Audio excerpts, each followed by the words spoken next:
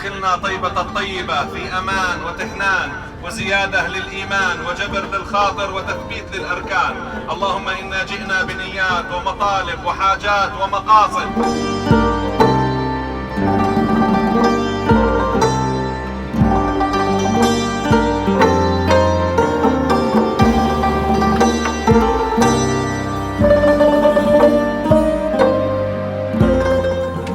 غزوة بدر 3 غزوات لبدر، بدر الصغرى وبدر الكبرى وبدر الموعد، وفي فتح مكة وفي حجة الوداع. كل هذه الخروجات يمر المصطفى عليه الصلاة والسلام بهذا.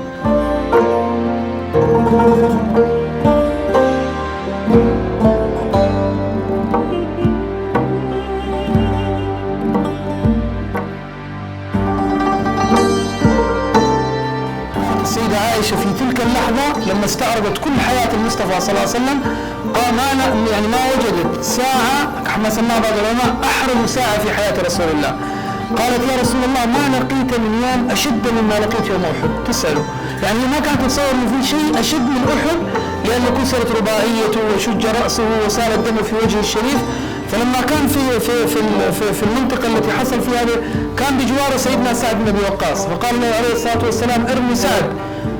فقال يا رسول الله ما تغني سهامي لأن عدد المشركين يزيد. قال ارمي سعد. قال ما تغني سهامي. قال ارمي سعد فداك أبي وأمي. في بعض الروايات فرمى بأكثر من 1000 رمية، ما في رمية أخطأت، إما قتلت أو جرحت.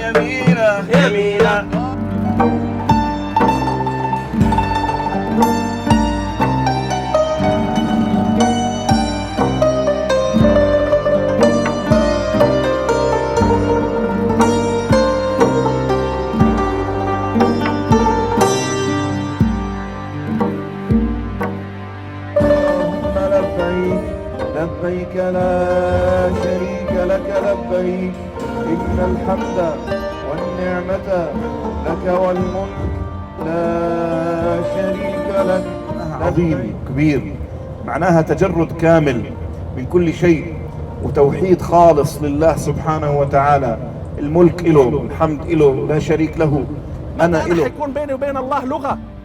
متى أنا حيكون بيني وبين الله خطاب؟